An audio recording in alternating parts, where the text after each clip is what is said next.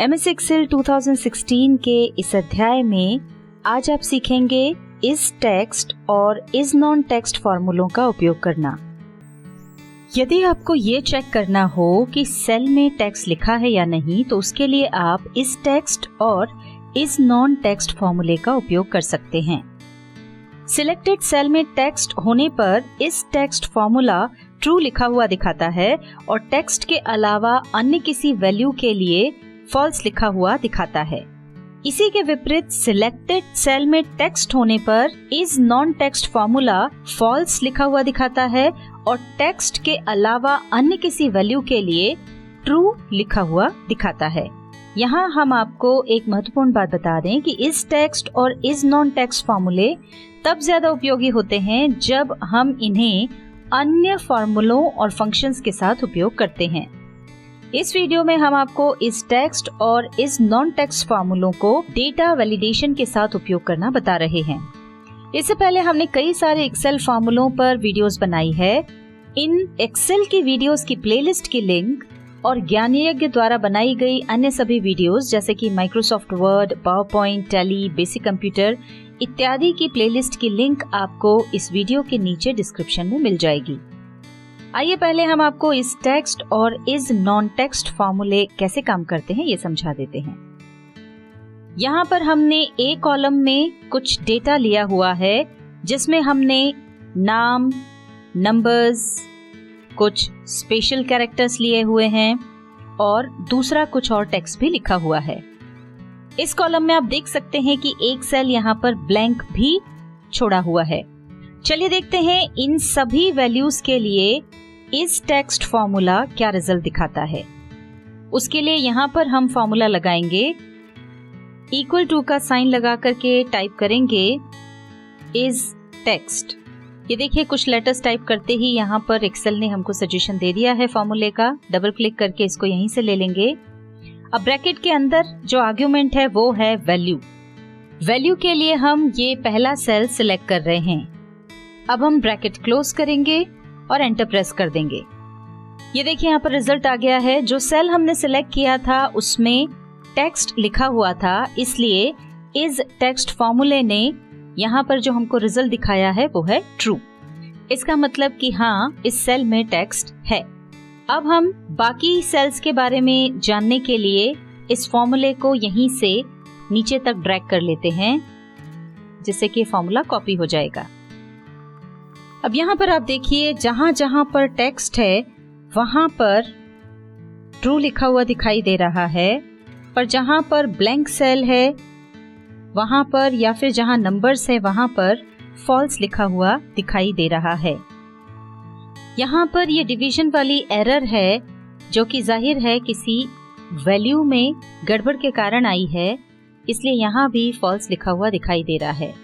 इस text formula special characters को भी टेक्स्ट ही मानता है, इसलिए उसके लिए यहाँ पर ट्रू लिखा हुआ दिखाई दे रहा है। अब चलिए इस नॉन टेक्स्ट फॉर्मूला लगा करके देखते हैं। इसके लिए यहाँ पर इक्वल टू का साइन लगाकर टाइप करेंगे इस नॉन टेक्स्ट।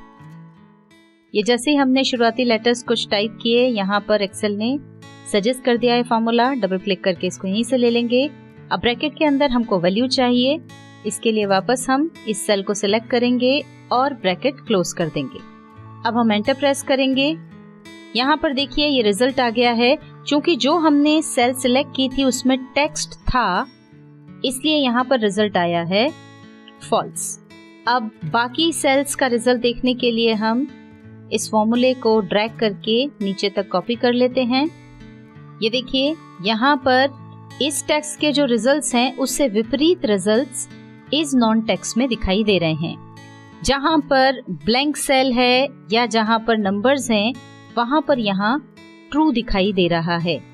यहाँ पर भी ट्रू दिखाई दे रहा है क्योंकि ये एरर है, यानी एक्चुअली यहाँ पर कोई ना कोई वैल्यू होनी चाहिए थी, मतलब कोई नंबर्स होने चाहिए थे, पर एरर आने के कारण ये एरर दिखाई दे रही है। अदरवाइज ये नंबर्स ही होते, इसलिए यहाँ भी ट्रू दिखाई दे रहा है।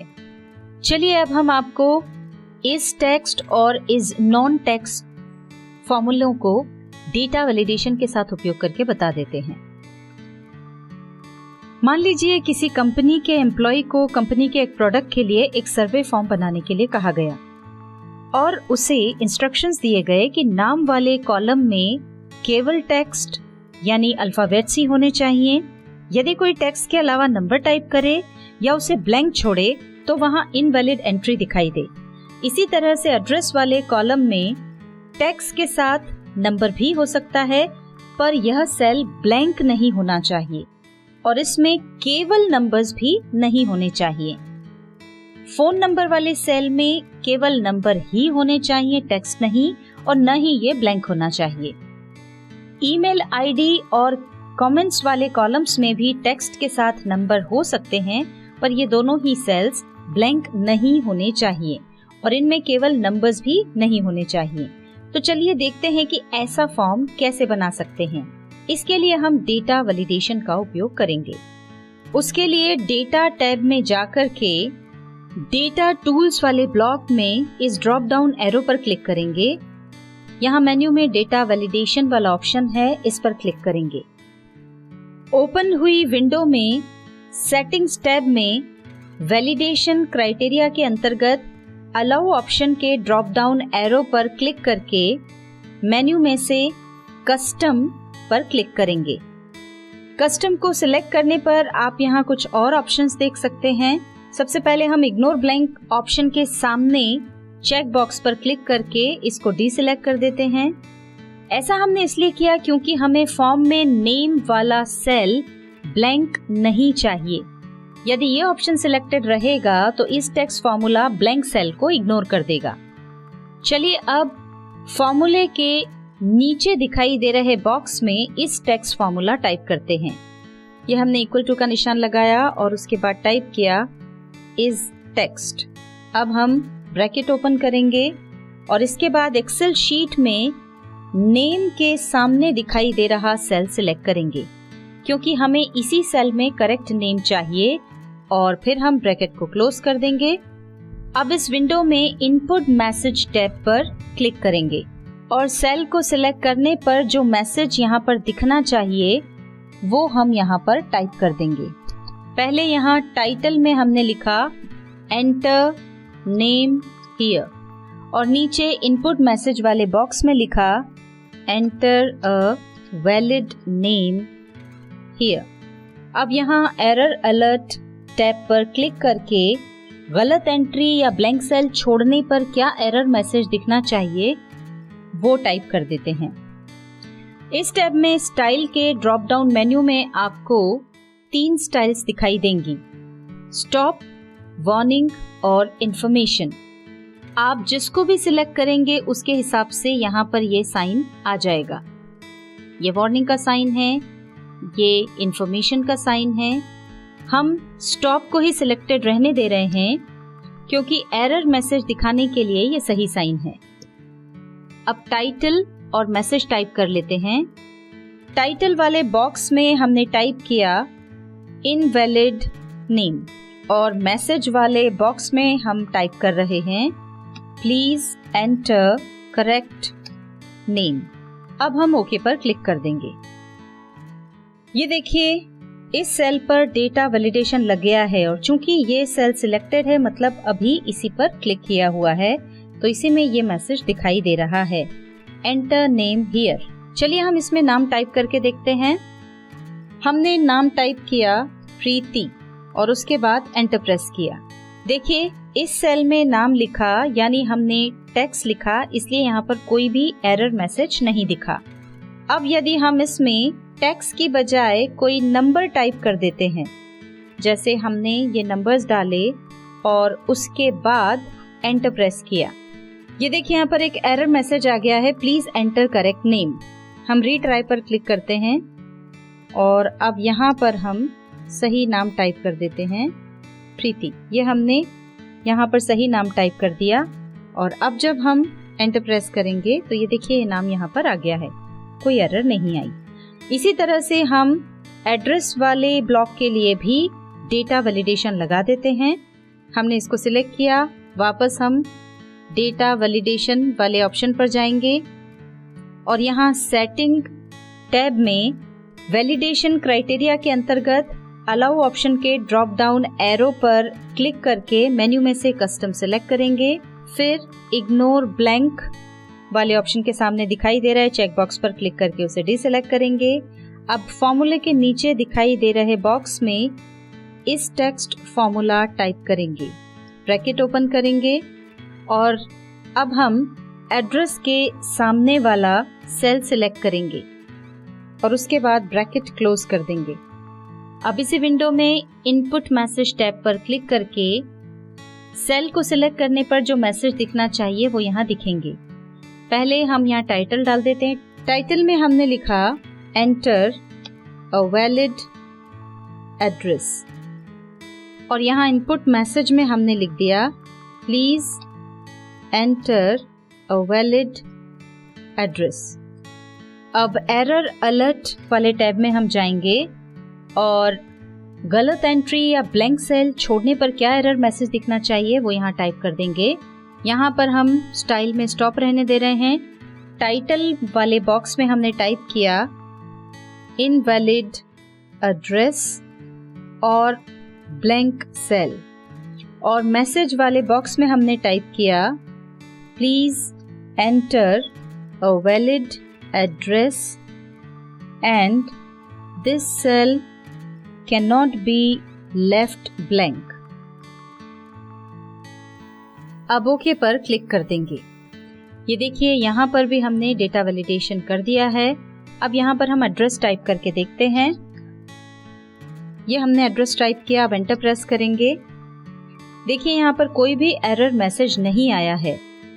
चूंकि एड्रेस में नंबर के साथ टेक्स्ट भी लिखा हुआ है इसलिए इस टेक्स्ट फॉर्मूले ने इसको वैलिड माना है।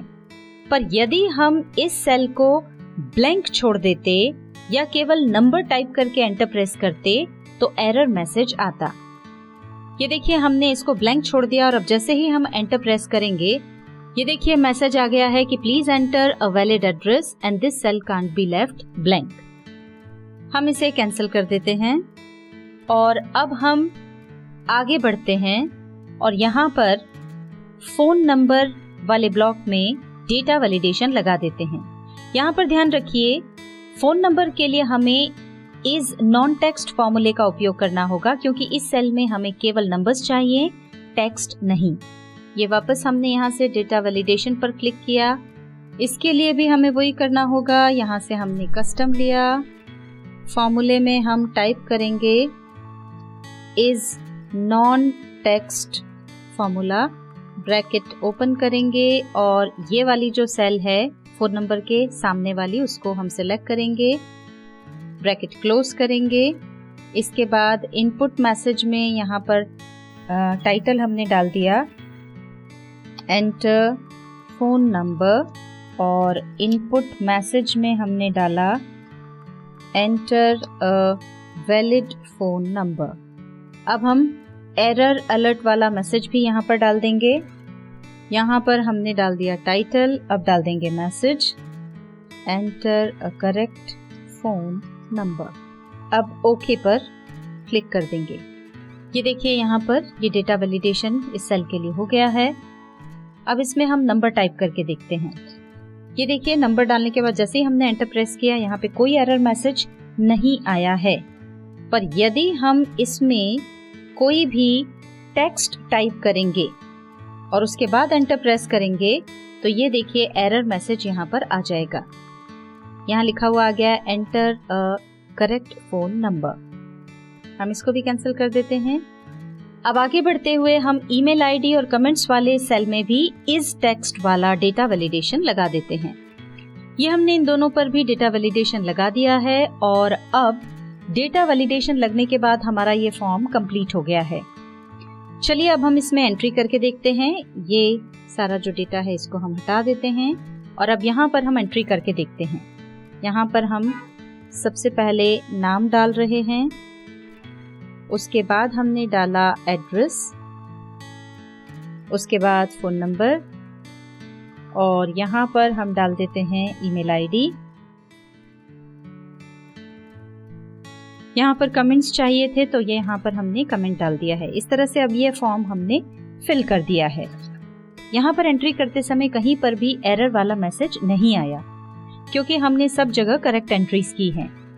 अब अगर हम इसमें कोई भी इनकरेक्ट एंट्री करते, यानी नेम, एड्रेस, ईमेल आईडी और कमेंट्स वाले सेल्स में अगर हम नॉन टेक्स्ट डालते, यानी केवल नंबर्स डालते, या फिर फोन नंबर वाले सेल में टेक्स्ट डालते, या फिर इनमें से किसी को भी ब्लैंक छोड़ते, तो एरर मैसेज दिखाई देता। जैसे ये यहाँ पर हमने कमेंट्स वाले जो फील्ड है उसको ब्लैंक छोड़ दिया। अब जैसे ही हम एंटर प्रेस करेंगे तो ये देखिए यहाँ पर ये एरर वाला मैसेज आ जाएगा।